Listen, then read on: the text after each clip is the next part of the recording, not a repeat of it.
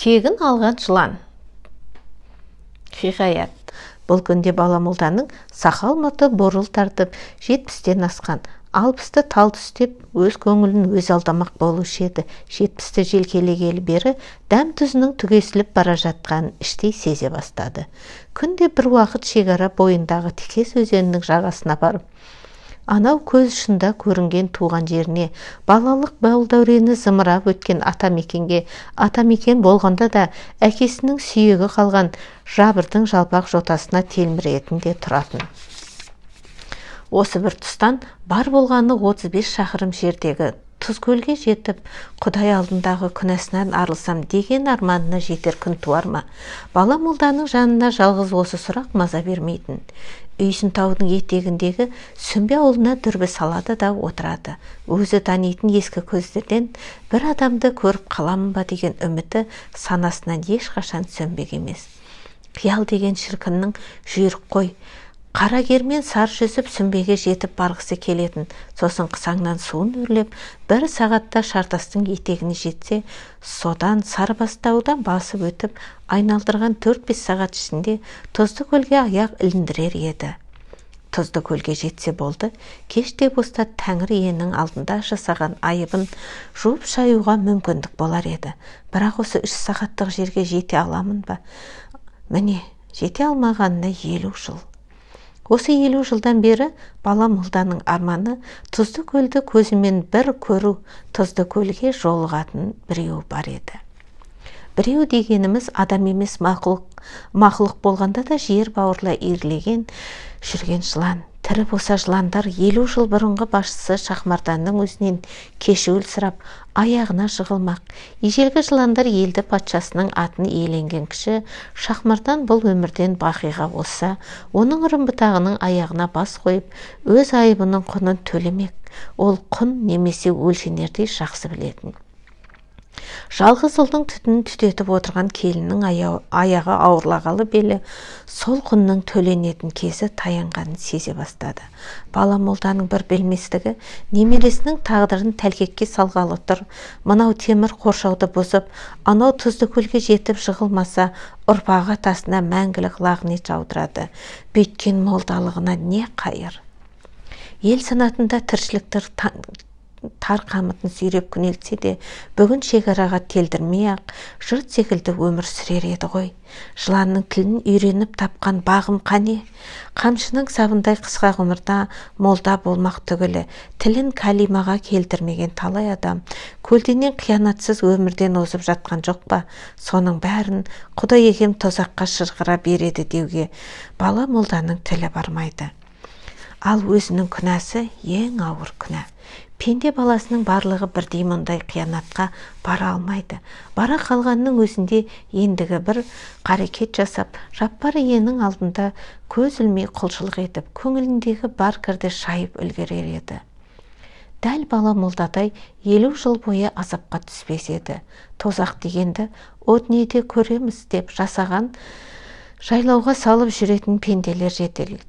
Бала молда сол тозақты осы өмірде көріп келе жатыр. Көз ілініп кетсе болды, жыланға айналады. Жыланға айналып жер бауырлап ысылдап, көп адамды шағып жатады. Бірақ тілінің уы жоқ, шаққан адамы өлмейді. Бір мезетте алдынан келіні мен баласы шыға келді. Келіні қышқашпен жанған отты қысып ұстап тұр, ал баласы шелекке құйылған жағармайды әкесіне қарай шашып жібермекке оқталып тұр. Бала молда жалғыз ұлына айыр тіліндегі уды төгіп жібереді.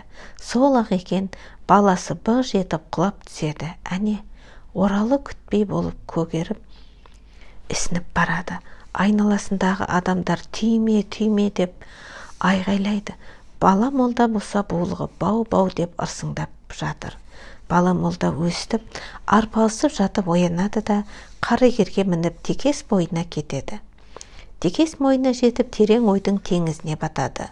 Құдайды танып, табиғаттың тылсымын біліп, адамды былай қойып жындармен дос жанартық жасап жүріп, өзінің өз ұрпағының болашағын болжай алмаған соң молдан атанып не керек еді?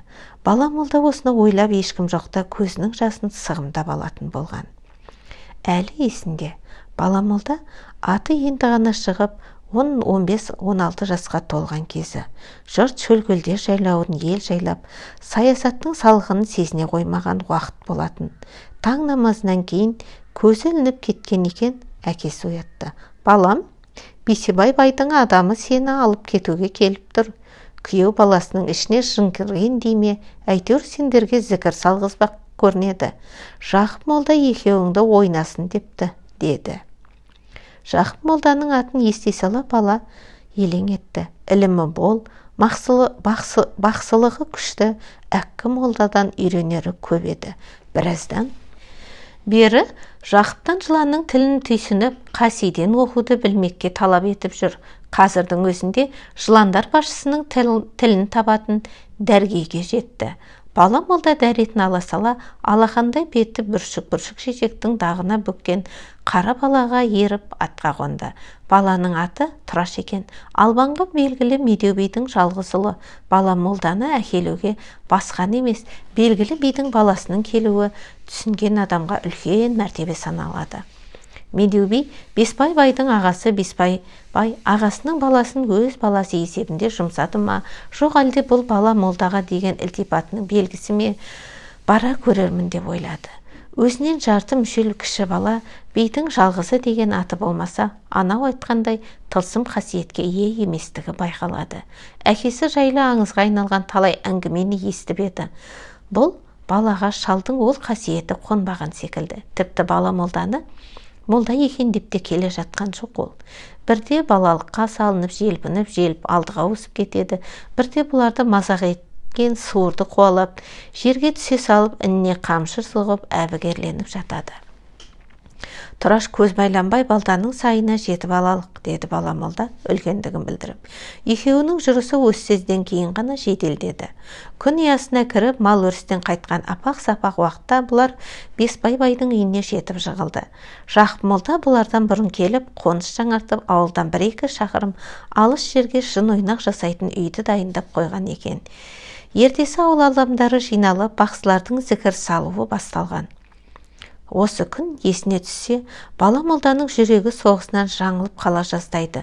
Бұған дейін мен деген жынға бой бермейтін, өз бойындағы қасиеті ұшты күйелі жоғалып, зікір сала бастаса, аузынан ақ көбік ап құлап қала берген Жақып молда да дүлей күшінен айырылып, шау тартқанын байқатып ала берді. Екі молда жабылып жатып күйеу жігіттің ішіне кірген торғайдай жынды шығара алмай, ақтер көктер болды. Бала молда жайшылықта мұндай торғай кейпінде адам ішіне енген жынды Құранның бір сүресін оқып, жуасыта салушы еді. Бұл жолы күйеу жігіт алды қанат үйдің ішінде пырылдап ұшып жүр. Қолын қанат қағып екеуіне де дес берер емес. Енді міне, ұстадым деген кезде күйеу бала желбауға жармасып, жоғарыға өрмелей жөнеледі.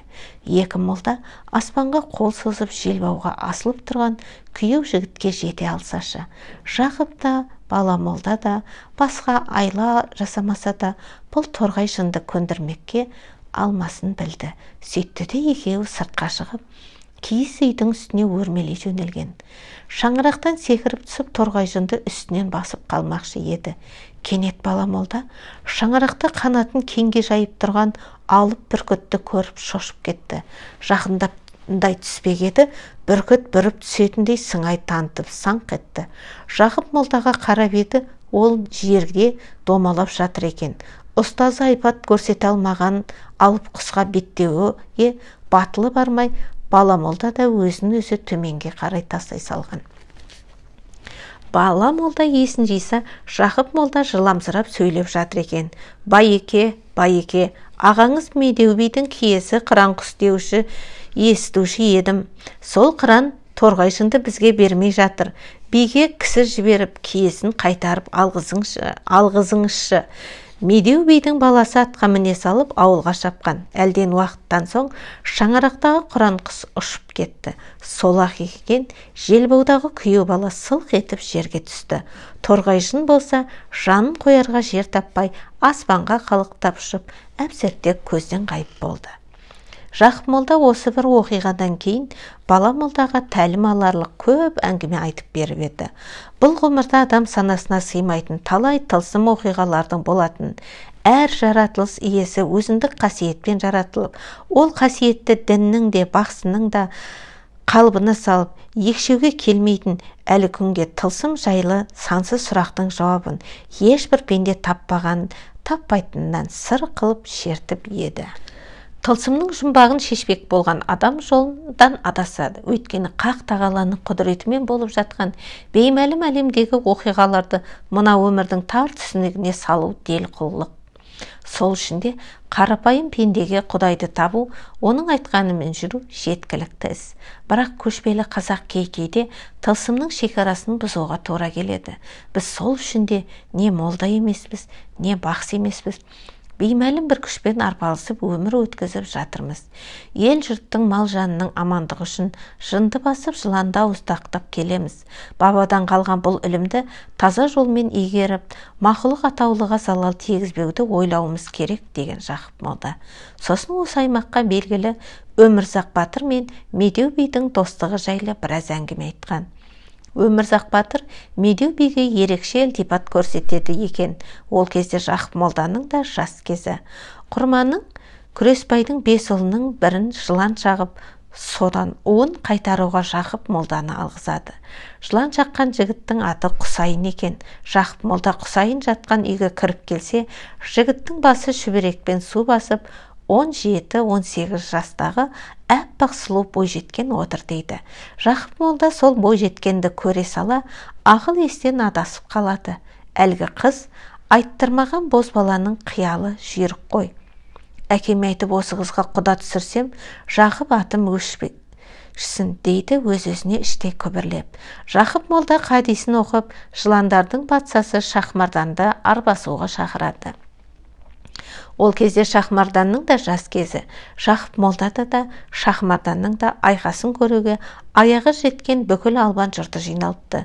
Жиылған жұртқа мен жыланмен айқасқанда, жылан да Құсайын да күп болып ісініп, жарылып кете жаздайды. Маған болысқыларыңыз келсе, иек қаққан кезде түйме деп шулап қоя берерсіздер. Егерде араларыңыздан біреу бау деп айтып қалса, Құсайын жарылып өледі дейді. Жақып молда хадисін оқуды бастап кеп жіберді. 1 сағат өтер өтпестен ирелеңдей жылжып қасына 2 нөкері бар жыландардың патшасы Шахмарданның өзі жетеді. Адамзат патшалығының жыландар еліне жіберген елшісі едің. Ей Жақып, жайша шақырдың ба дейді Шахмардан өз тілінде. Жайшылық болса жыландар елінің патшасын әурелеп, мазаңызды алам ба? Мынау Күркебайдың Құсайын жылан шағып, ес түссіз жатыр. Осы баланы шаққан жыланның жазасын беруіңізді сұраймын. Ес түссіз жатқан Құсайынның кінәсіз екенін қайдан білдің? Жыланға алғаш болып қатер төндірген жігіттің өзі болар. Олай болса, мен өз нәсілімді шығындауға қарсымын. Өлсін Құсайын.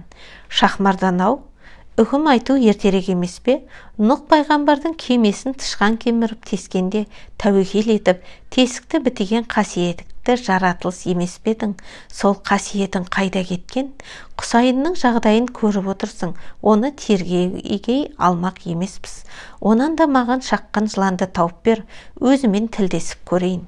Осы өңірдегі мыңдаған жыланды алдыма келтір демекпісің? Ол бола қоймас.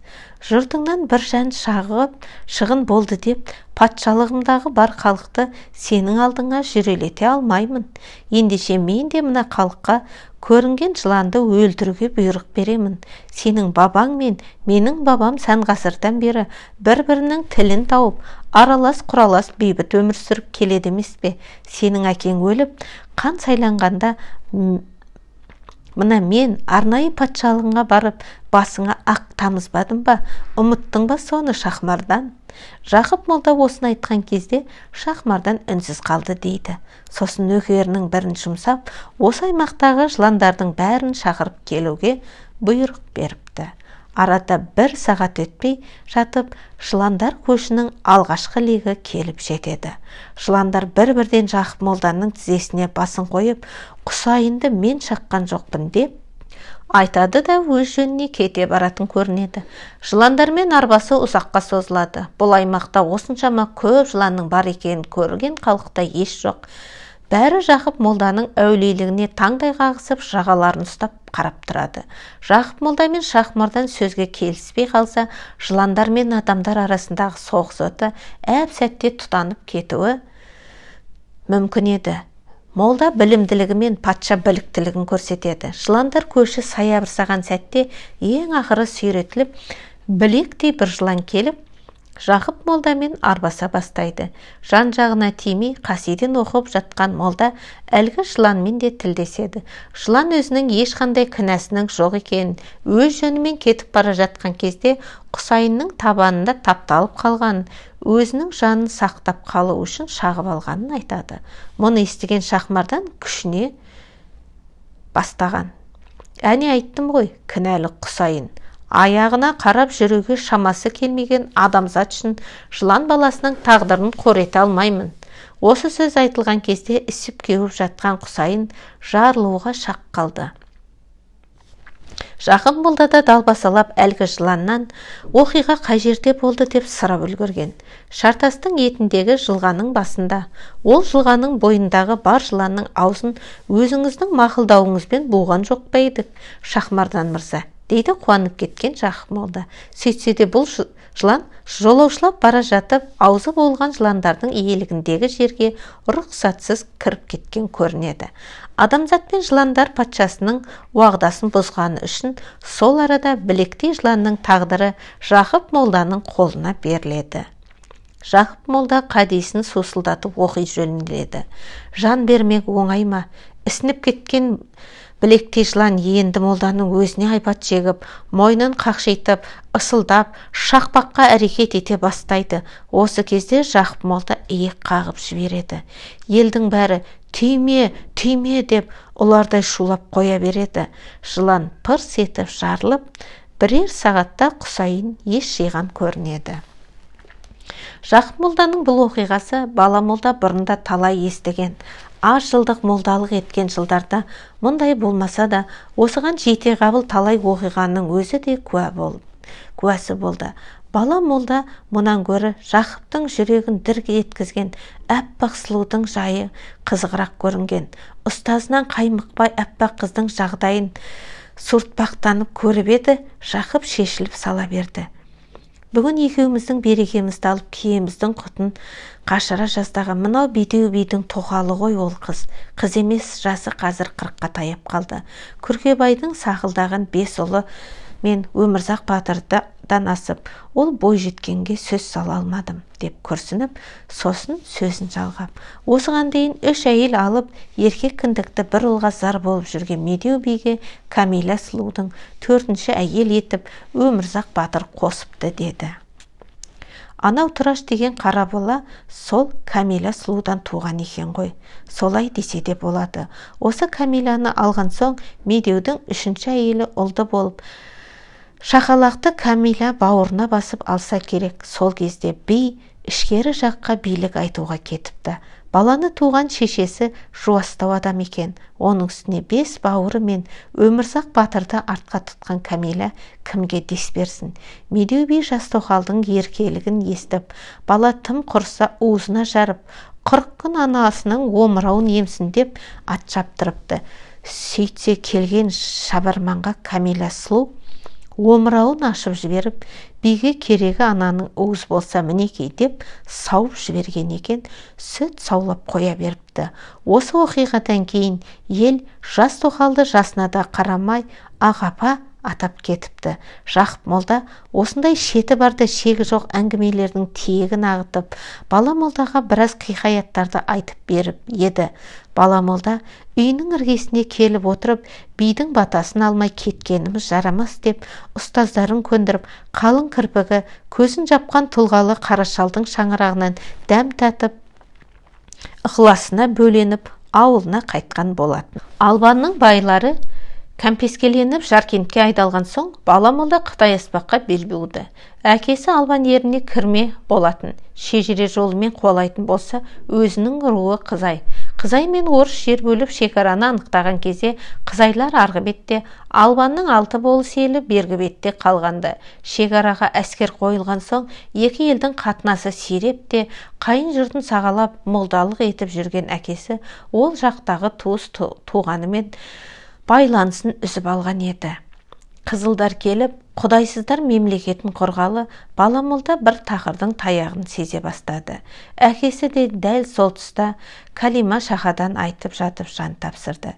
Әкесінің соңғы аманаты еліңді тап балам болды. Әне кетем, міне кетем деп жүрген кезде молдалар шетінен ұсталып, ит жеккенге айдала бастады. Баламолданың туған жері қиып кете алмай жүруінің ең үлкен себебі бар еді. Осы ерте көктемде Тұзкөлдің Қарасаз беткейіндегі жыланды сайдың жыландардың тілін буып қойғанды. Жыланның тілін кез келген, күз келгенде бірақ шешетін болып уәделескен.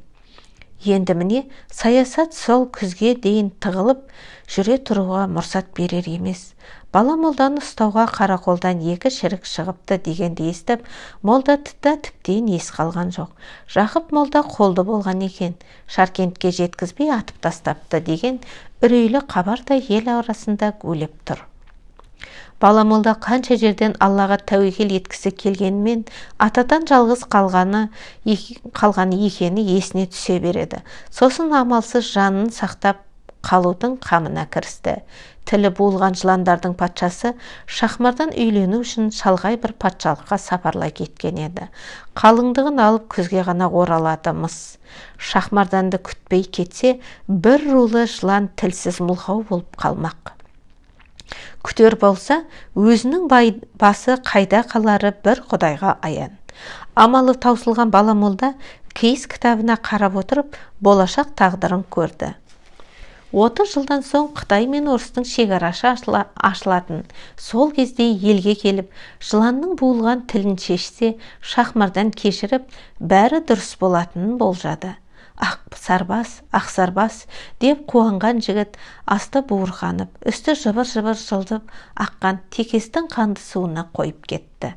Беті болар-болмас қозғалғанымен Текестің асау толқыны молдаға күш бермей өз иіріміне қарай тартып бара жатты.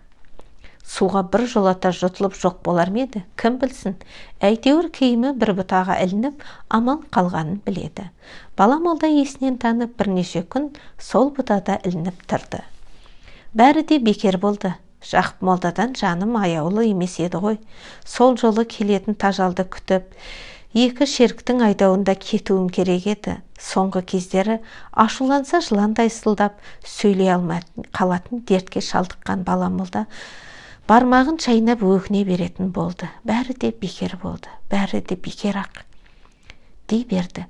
Өзіне өзі күбірлеп түсінде жыланға айналатын молда енді өңінде де жыландық мінез байқатып қалатын болып жүр. Қарагерге міне де бері иреленде барып әзер дегенде ер тоқымға қонжияды. Текес бойындағы қызыл қайыңды тоғайға кірген соң жыландардың тілінде егіліп, іштегі бар запыран төгіп жібереді. Аяғы жоқ, тілі жоқ, тілінде захар уы жоқ, жауына тұяқ серперлік, қауқары жоқ, дымы жоқ, жылан жырты кешіргін, тіліңді сенің байладым, тініңді сенің байладым, қарғыс айтып біздерге жатыр мекен марданым. Баламолда бұдан әрі көмейіне кептелген жырын аяқтай алмай жылап жібереді. Құдайым-ай, таяқ тастам жерге жете алмайтын ғарып еттің. Бұлай мені қинағанша алмайсың ба жанымды? Баламолда Текестің суына бетін шумақ болып, аттан сырғып түсті. Аяғы жерге тіреп еді, тізесінде әл жоқ екен. Амалсыздан етбеттей құлады. Қайтадан тұрмақ болып талпынып еді, бауырын жерден көтер алмай жатып қалды. Құдайдың құдіреті шексіз ғой. Молдекең жыландай жылыстап, бауырымен жерсіза сырғай жөнелді. Сөйтті де Текестің суына бас қойып іше бастады. Судан өзінің әлбетте көз жібергені сол еді, жүрегі дір етті. Судың бетінде Баламолда емес, басын қақшитып әбжылан тұр. Сен кімсің? Деді су бетіндегі сұлбаға. Баламолдамын. Баламолда сен емес, менмін. деді бетін сумен жумақ болып жатып. Сен молда емес жыланға айналдың, деді Әбжылан сылдап. Бала молда өзіне қарап еді, шынында да денесі жап-жасыл қабыршақтанған жыланға айналғанын көрді. Молда қуанып кетті. Текестің суын жүзіп өтіп шекараға қарай бет алды. Құдай сәтін салса, бір апта тынбай жортсам, Тұзкөлге жетіп бармаймын ба, деді өз-өзіне өзі. Биік таудың басына қиялап ұшып қыранында шығады. Жер бауырлап шығып, жылан да шығады. Барар жерім тау емес, іргеде жатқан Тұзкөл ғой, деп көңілі шалқып. Сол жерде Шахмарданмен жүздесіп, өзіне үкім кескізбекші. Адам баласы тастай берік шекараны бұза алмақ емес, ал жылан үшін темір қоршау сөз болып па? Қазір-ақ арғы бетке өтеді де зулай жөнеледі. Бала молда жер бауырлап әпсетте темір торлы шарбаққа жетті. Жетті де сым тартылған шарбаққа жақындай беріп, кілт тоқтады. Байқаса, аяғы мен қолын тырбаңдатып, еңбектеп келеді екен. Жылан болған түгі жоқ, кәдімгі адам қалпы. Су-сый киімі жердің топырағына шалынып, ауырлап кетіпті. Орнынан ақырын тұрып, текестің суына қайтадан түсті де, қарагер аты қалған жағаға қарай жүзе жөнелді. Медеу би қайтыс болыпты деген хабарды естіген бала молда бидің аруағына Құран бағыштап қайтпақ болып жолға шықты. Қытай еліне келе сала үйленіп шаңырақ көтеріп еді. Бастапқы жылдары жас келіншегін қимай, алысқа сапарлауды қойған болатын. Кейін келе келіншегі жылда босанып, жылда баласы шетіне берген соң, ауыл арасында ғана молдалық құрып, ұзақ шықпайтын болған. Енді міне бидің қазасы себеп болып, шолақ мысқа келе жортып келе жатыр. Бала молда бұл жақтың жыландарын тілін тауып, патшаларымен тілдесіп жүрген болатын. Бұл аймақты жайлаған жыландар патшасының аты Шах-Ерден. Жол ортаға келгенде Шах-Ерден шақырып жатыр деген хабар алды. Жыландардың патшасы жай-жайдан молданы мазаламайтыны белгілі. Бала молда кері бұрылып, жыландар мекеніне тартып отырды. Шах-Ерден терісіне сыймай, ашудан жарылардай болып отыр екен. Ашу мен қайғыны қабаттасып, тіліндегі уын кімге төгерін білмей, түнеріп отырған Шах-Ерденнің түрі тым қорқынышты еді. Бұған дейін жылан атаулының ешбірінен қаймығып көрмеген бала молда кәдімгідей үрейленіп қалды. Ол дегенің жүйрік қой. Сонау Тұзкөл маңындағы Шахмарданның еліне бір хабар келіп жетті мекен. Молдекеңнің тізесі дірілдей бастады. Егер Шах-Ерден бала молданың бір аймақтың жыланын тілін байлап, қорғансыз қалдырғанын білер болса, бұл күнде үрім бұтағымен бір адам қалдырмастан қырып салары анық. Құрметті Шах-Ерден мырза, енді Молдекең іштегі бар үрейін жеңіп, мені жай шақырттыңыз ба? Жыланның тілін білгенің болмаса, затың адам, қаныңа тартпай тұрмайсың, деді Шах-Ерден сөзім жұмбақтай бастап. Бала сүйіп, әлі әкелік сезімді сезінбеген едің. Саған айтқан сөзім шығын болама деп қорқамын. Осы сөзді айтты да Шах-Ерден ауыр күрсінді. Айтыңыз, деді бала молда тағатын тауысып. Айтсам бұлай, өткен айда тұңғышымнан айырылдым. Ұлым Тәңір иемнің ажал қылышынан емес, өзіммен тең дәрежелі Құдайдың құлы адамзаттың қолынан қаза тапты. Шахмарданның елінен жаман хабар жетті ме деп үрейленіп отырған бала молда бұл сөзді естігенде іштей қуанып қалды. Сонда да пенделік қуанышын байқатқысы келмей, Жаппар ием, тұңғышыңыздың алдынан жарылғасын, деді қамыққан сыңай танытып. Айтқаның келсін бала молда, Шах-Ерден мырза. Адамзат пен жыландар елінің арасындағы елшілікке жүрген соң, өзіме парыз сұрақты қоюға міндеттімін. Кінә кімнен болды? Кәне, адам баласынан. Көкнар жегіп уланған ба, жоқ әлде ақыл есінен адасқан ба, ордасында жатқан баламды қасындағы нөкерлерімен қосып, қамшылап өлтіріпті. Өзің білесің, қамшының түпкі тегі жылан еті. Адамзатқа бабамның тартқан тартуы болар. Сенің бабаңа берілген сый өз басыма сілтенді. Адамзат баласы менің бір рулы елге айналар тұқымымды құртты. Мен оның туысынан ешкімді қалдырмадым, өлтірдім бәрін. Осылай адамзат баласына өз қиянатын сезінсін дедім. Менің әулетімнен жауласпаудың құны қандай болатынын түйсіндім дедім. Құдайдың құдіретімен түнде түсіне кіремін. Өңінде де сарбаздарым мағызасын алып жүр. Ол қазір шет мыста үлкен қыш құмырада тығылып жатыр. Айналасына достарын күзетке қойған. Ауыл адамдары да қанына тартып, мені сол қыш құмыраға жолатар емес. Шақирден тұңғышының кегін қайтармай тоқтамасын бала молдаға анық еді. Қанша жерден қанына тартқанмен қанжығасындағы қоржынға жыландар елінің патшасын салып алып, шет мысқа жүріп кетті. Бала молда желе жортып шет мыста жайлаған 20-ға жуық үйлі ауылға кеш бата жетті. Ауыл ақсақалдары жинап өз шаруасын айтты. Баланы қыш құмыраға тұрмақ темір зындандарға салсаңдар да құтқара алмайсыңдар. Онан да өз күнәсін мойнына алып, жаны мәңгілік мекенінде жай тапсын деді. Ауыл адамдары молданың айтқанына көнбей, ең ақырында қыш құмырадан жігіт шықпайды. Сен әкелген жыланның қасиеті күшті болса, құмыраның сыртында тұрып кегін алсын дейді. Ет желініп, ауыл адамдары далаға шықты. Қыш құмыраны екі орап жатқан Шақирденді көрген жұрт шошып кетті. Әбжілан андасында қыбырлап қойып, алаңсыз мүлгіп жатты да қойды. Құмыра ішіндегі адамға не қатер бола қойсын деп ауыл адамдары үйлеріне қайтысты. Таң атты. Бала молда далаға шығып еді, бір топ адам қыш құмыраны алыстан бақылап тұр екен. Шақирден сол баяғы маужыраған күйін өзгертпепті. Кенет құмыра ішінен демім бітіп барады. Құтқарыңдар деген жалынышты үн талып естілгендей болды. Бала молда ауыл адамдарына дауыс естідіңдер ме деп еді, бәрі ештеңе естімегенін айтысты. Шақирден 3 күн, 3 түн тапшылмай жатты да қойды. 3-ші күні кешкісін бала молданы шақырып алғысын айтты да жер бауырлай өз жөніне кете барды. Жылан кете салысымен ауыл адамдары құмыраны жығып аузын ашып кеп жіберді. Құмыра ішінде адамның қаңқа сүйегінен басқа ештеңе қалмапты. Қу сүйекті көрген жұрт бауырымдап боздап қоя берді. Қалың көпшіліктің бала молдаға тап берді. Бала молда да дайын отыр еді. Көрмедегі атына қарғып мініп қаша жөнелді. Бала молда шет мысты артта қалдырып шолақ мысқа табан тіреді. Медеу бидің орнына Құран оқып, Ағапа мен Тұрмашқа көңіл айтты. Қымыз ішіп отырғанда Ағапа молдадан баласының болашағын болжап беруін қолқалады.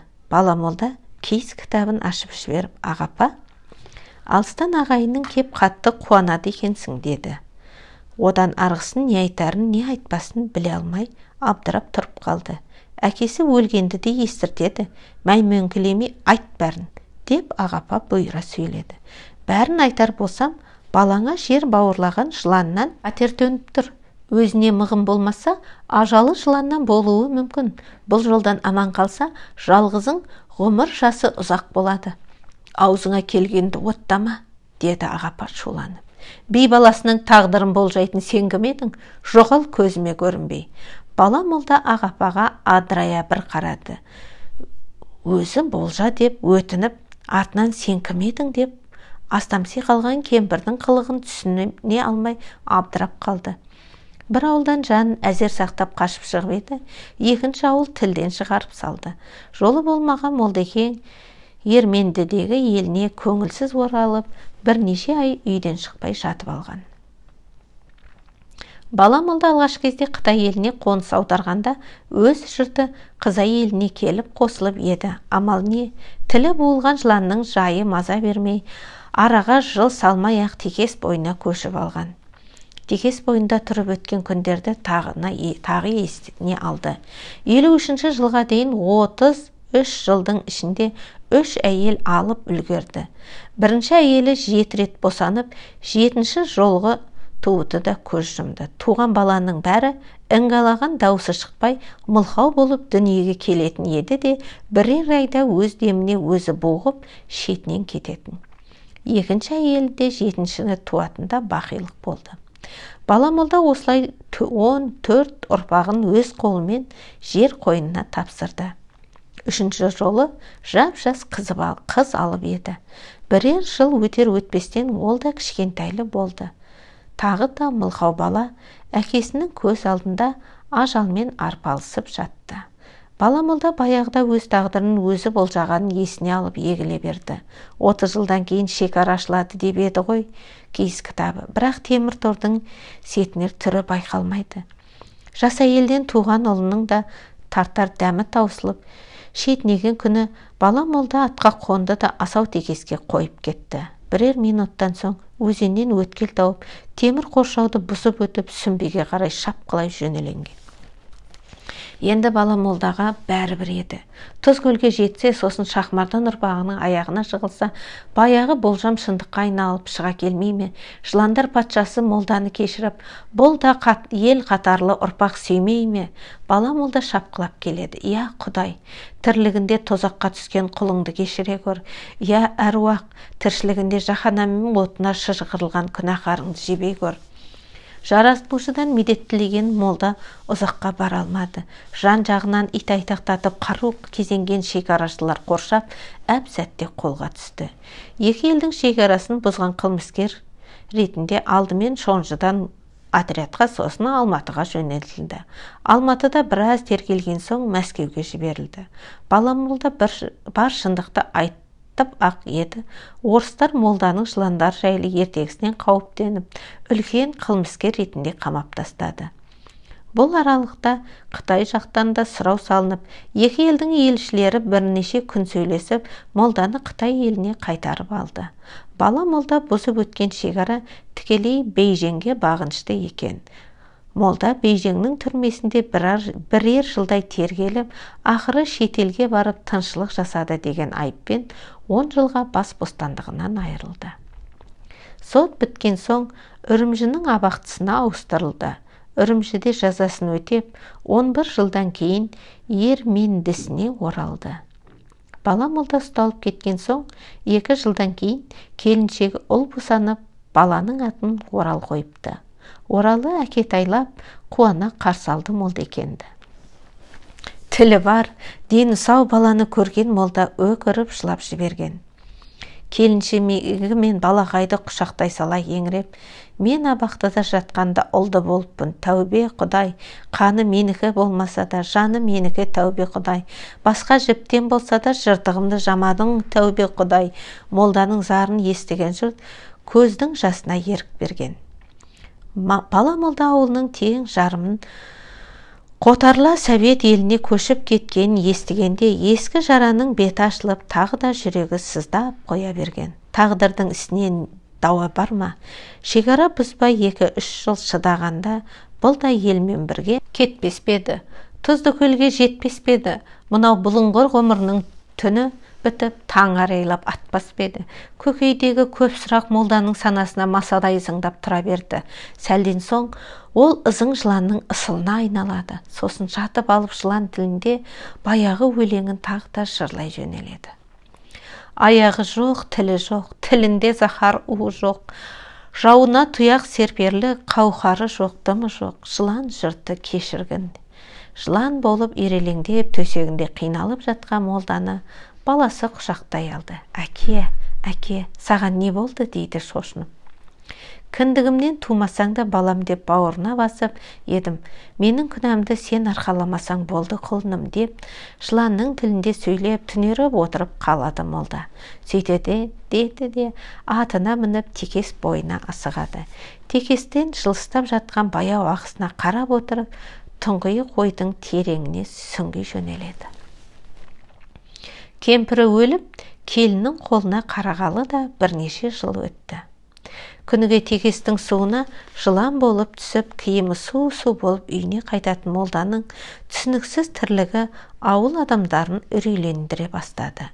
Бұрын молданың жылан мінезін көп байқала бермейтін, қазір айналасындағы адамдарға уын шашып, абыройдан да айырыла бастады.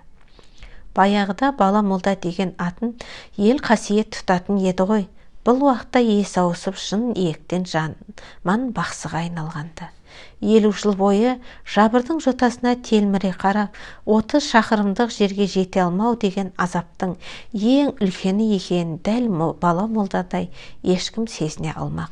Иек астындағы тұзкөлге жете алмаған байғұс Мәскеу мен Бейжіңнің Үрімшінің түрмесін көрді деп кім ойлаған?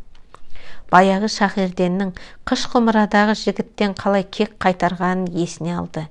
Есіне алды да өзін 50 жыл толғандырған ақиқатқа көзін жеткізгендей болды.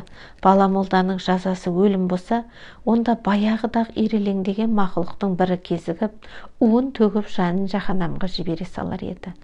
Молданың жазасы өлім емес, осы өмірдің тозағы екен. Бір рулы жыланды тілсіз, усыз қалдырған молда тілсіз, усыз қалуға тиіссіз екен. 3 әйелден туған 15 бала мылқау болып дүниеге келді. Тілсіз қалғаны осы емес пе? 16-шы баласы жұрт алдында өзімдікі дегенмен Құдай алдында өзгенікі екен анық. Ол үшін кемпіріне айып таққан емес. 10 жылға айдалып кеткенде жап-жас келін қыз өзгенің отын жағып кетсе де молда қыңқ дей алмас еді. Кемпірі бұған алданыш тауып берді. Осы алданышпен азаптың ғұмырдан сәл де болса шуағы төкті. Шахерденнің оқиғасы есіне түсіп еді. Медеу бидің тоқалы ағапа көз алдына келе қалғаны. Би баласының тағдырын болжайтын сен кім едің? Жоғал көзіме көрінбей деп айбарлана қалған ағапа сол оқиғадан кейін араға 6 ай салып бір жігітке тай жетектетіп жіберіпті. Бала молда Медеу бидің көзін көрген қасиетті адам еді. Менің бар білместігімді кешсін. Болжамы дұрыс шығып, алыстағы жиенім келіп қатты қуандым. Молда айтқан соң, баламды жылан сақтандырып, құлағына сіңіре бердім. Балам шөп шабыс кезінде молда айтқан жыланмен ескі қыстауда кездесіпті.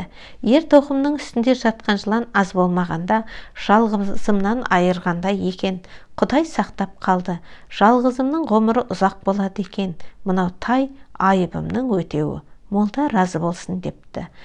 Қазір ағапа мен Тұмаш сүмбеде тұрады екен. Бала молда шекара бойынан тіл алып, келгендерден осыны ести сала аттың басын тағы да Текес өзеніне бұрды. 3-4 күннен бері осы маңайды шиырлап үйіне қайтпай қойған. Келіннің ай күйі жақындаған соң баяғы шетінеген сәбилер есіне түсіп, үрейі ұлғая түсіп еді. Енді міне Құдай оңдады.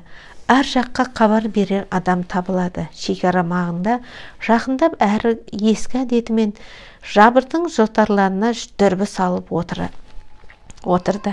Кенет арғы беттен 2 жас келіншектің даусы естілді.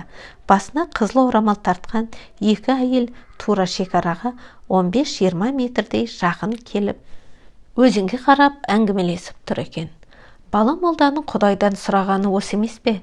Қызыл қайыңдардың арасымен жасырынып келіншектердің жанына келді де, қарақтарым, амансыңдар ма деп айғай салды. Тосыннан шыққан дауыстан шошып екеуі айналасына алақ-жұлақ қарады. Қорықпаңдар, мен бала молда деген аталарың боламын. Біз жақта өздеріңде шекараға жақын жүргендерден тіл алып тұратындар бар. Солардан Медеу бидің ұлы Тұраштың сүмбеде тұратынын естіп едім. Ондай биді де Тұрашты да білмейміз, деді келіншектің бірі. Мектептің ағранегі Тұраш ағаның фамилиясы Медеу емес пе еді екіншісі, деді.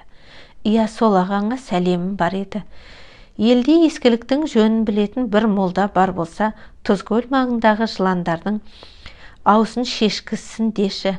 Бәлкім менің көз жасымды Құдай көрер.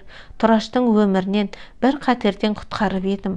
Ол мені 1000 қатерден арашаласыншы. Қарақтарым, осы сөзімді дей бергенде, бала молда булығып қалды. Сөйтті де басы қақшаң етіп жыланға айналып, ысылдап қоя берді. Мына шал қуа ма? Деді келіншектің бірі. Психпен сөйлесіп сотталатын жайым жоқ. Ысылдамай қараңды батыр, деді екіншісі. Қақшиған бас жерге сылқ етіп құлап түсіп, жер бауырлап ерелеңдей жөнелді.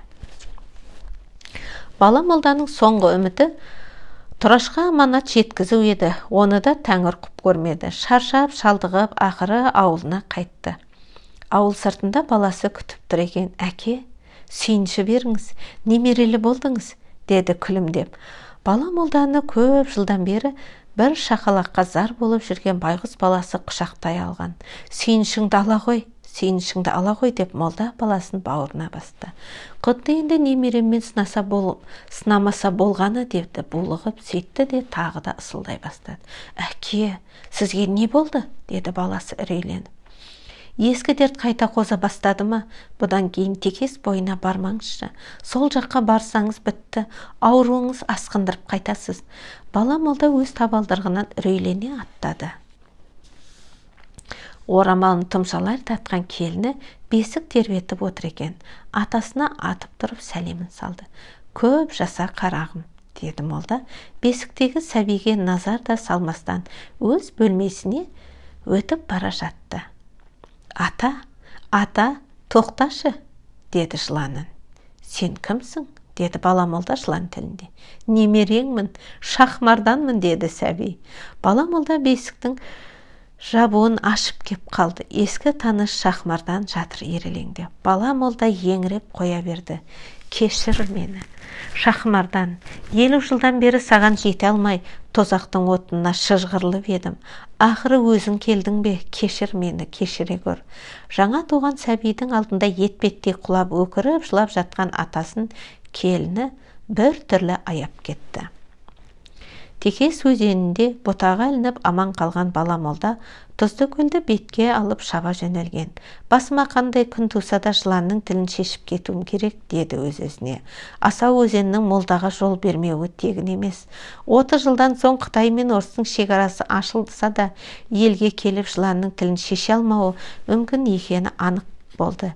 Киіз кітабы Шахмарданның кешіретінін айтқанмен, Құдай тағаланың аяны мүлдем басқа тарапқа тартып бара жатқаны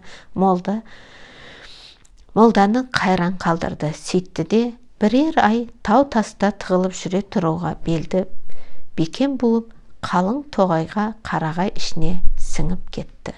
Бала молданың ажалы текес суынан болды ма, Шахмарданның уынан болды ма, оны ешкім білмейді. Білетіндер Тұз көлдің қарасаз бетіндегі жыландардың тілі әлі буылы екенін айтады.